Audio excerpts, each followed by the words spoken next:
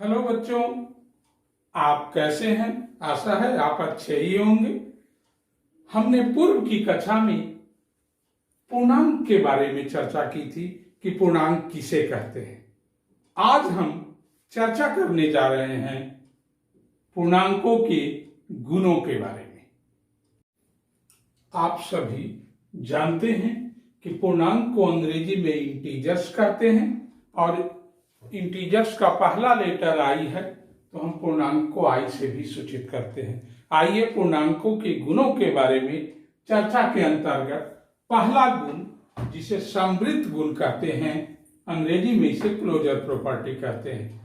तो हम यहाँ पर पूर्णांकों के गुणों के बारे में चर्चा में जोड़ के लिए और गुणा के लिए दोनों देख रहे हैं। दो जगह पर हमने लिखा है।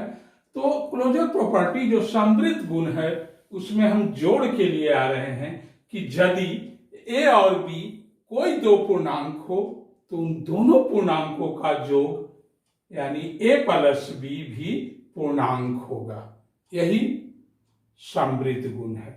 अब हम गुणन में चर्चा करते हैं कि यदि ए और बी दो पूर्णांक हैं तो उन दोनों का गुणनफल भी एक पूर्णांक होगा। अर्थात हम कह सकते हैं कि जोड़ और गुणा में पूर्णांक जो है समृद्ध गुण को संतुष्ट करता है। आप लोगों को इसके साथ हम जोड़ के साथ हम घटाव के बारे में चर्चा करें तो घटाव में भी है कि दो अगर पूर्णांक है तो दोनों पूर्णांक का घटाव भी पूर्णांक होता है। लेकिन भाग में अगर हम चर्चा करेंगे तो दो पूर्णांकों का भाग के अंतर्गत अगर हम कार्य करेंगे तो समृद्ध गुण को परिभाषित नहीं करता है। जैसे एक और दो पूर्णांक है, 1/2 पूर्णांक नहीं है तो भाग के लिए यह लागू नहीं होता है।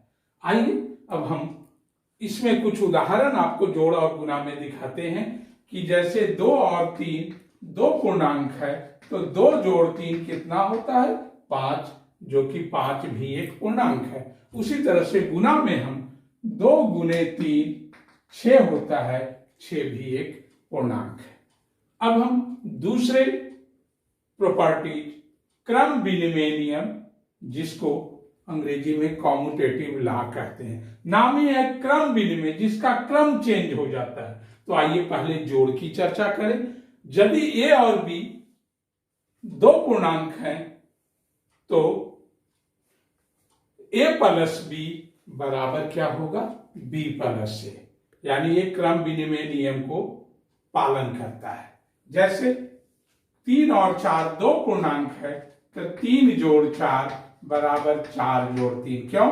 क्योंकि 3 जोड़ 4 7 होता है और 4 + 3 भी 7 होता है। ये दोनों बराबर हैं तो ये जोड़ जो है क्रम विनिमय नियम का पालन करता है। लेकिन यहां पर अगर हम घटाव की बात करें तो घटाव में जैसे 3 और 4 दो नंबर हैं तो 3 - 4 -1 होते हैं और 4 - 3 1 होते हैं, जो बराबर नहीं है।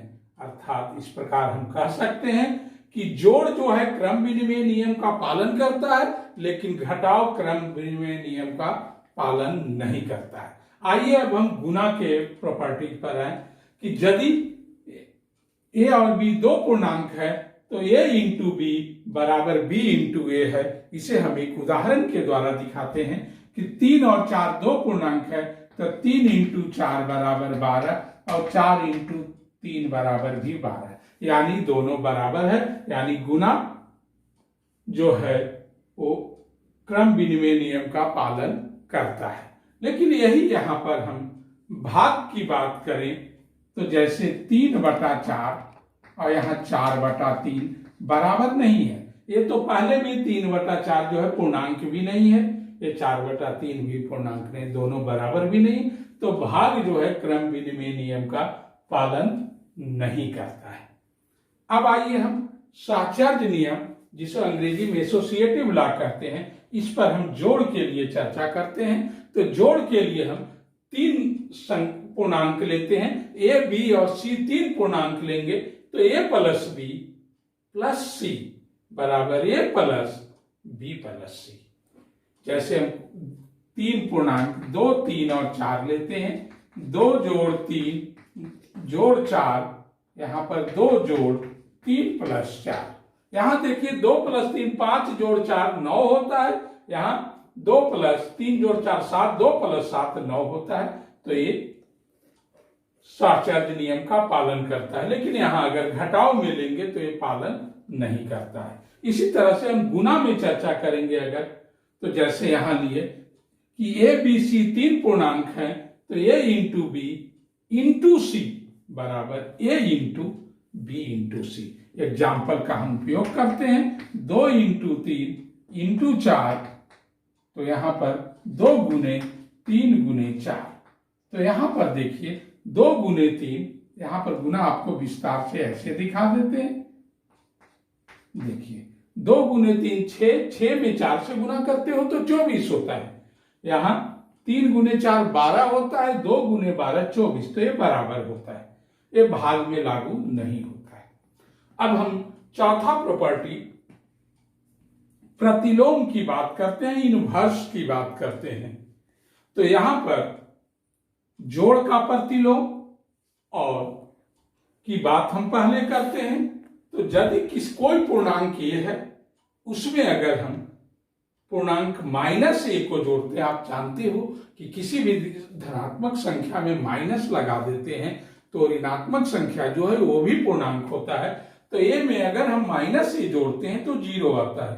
तो यहां पर जब -a जो है a का योज्य प्रतिलोम है, जोड़ के प्रतिलोम को योज्य प्रतिलोम कहते हैं। जैसे एक उदाहरण हम ले, 3 जोड़ -3, तो 3 -3 0 आता है। तो यहां पर -3 3 का योज्य प्रतिलोम होगा, या उसको उल्टा अगर हम बोले तो 3 -3 का योज्य प्रतिलोम होगा। योज्य प्रतिलोम में किसी भी पूर्णांक में हम उसके ऋणात्मक चिन्ह को लगाकर हम उसे आसानी से बता सकते हैं, 0 को छोड़कर, क्योंकि 0 में कोई भी चिन्ह नहीं लगता है। लेकिन गुना का प्रतिलोम की बात करते हैं, तो गुना का प्रतिलोम में नहीं होता है। जैसे आप किसी भी संख्या को लें, 3 एक संख्या लिया, उसमें क्या से गुना करेंगे कि 1 होगा। तो इसमें गुना करने के लिए 1/3 होता है, यानी 3 गुने 1/3 बराबर 1 होता है। जहां 1/3 पूर्णांक नहीं है, ये भिन्न है, इसलिए हम कह सकते हैं कि गुना का प्रतिलोम नहीं होता है पूर्णांक में। अब हम आ रहे हैं सबसे 5वां, तत्समक आइडेंटिटी। तो जोड़ के आइडेंटिटी को हम एडिटिव आइडेंटिटी, योज्य तत्समक कहते हैं, और गुना के आइडेंटिटी को हम गुणात्मक तत्समक कहते हैं, मल्टीप्लिकेटिव आइडेंटिटी। तो यदि a कोई पूर्णांक है, हम ले रहे हैं a + 0 बराबर 0 + a बराबर है। किसी संख्या में, किसी पूर्णांक में अगर हम 0 जोड़ते हैं तो उस पूर्णांक में कोई परिवर्तन नहीं होता है, और जिसे जोड़ने पर कोई परिवर्तन नहीं होता है उस पूर्णांक को हम योज्य तत्समक कहते हैं। तो यहाँ 0 योज्य तत्समक हुआ। उदाहरण ले सकते हो, 5 एक पूर्णांक है, 5 0 भी 5 + 0 + 0/5 बराबर 5 होता है। यहाँ 0 क्या है, योज्य तत्समक है। यदि a कोई पूर्णांक हो तो a में हम किस संख्या से गुना करेंगे कि वह पूर्णांक a ही प्राप्त हो। तो हम जानते हैं कि वह संख्या 1 है। यदि a में 1 से गुना करते हैं तो a की प्राप्ति होती है, 1 गुने a करते हैं तब भी a प्राप्त होता है। तो यहाँ 1 जो है गुणात्मक तत्समक है। किसी भी पूर्णांक के लिए a गुणात्मक तत्समक है। इस प्रकार प्यारे बच्चों, आपने आज पढ़ लिया कि पूर्णांकों के गुणों के बारे में विस्तार पूर्वक पढ़ा है। अब आप इससे आसानी से अपने प्रश्नों का हल कर सकते हैं। बच्चे, आप ध्यान पूर्वक इसे देखेंगे, समझेंगे। धन्यवाद बच्चों, आज का क्लास यहीं पर समाप्त होता है।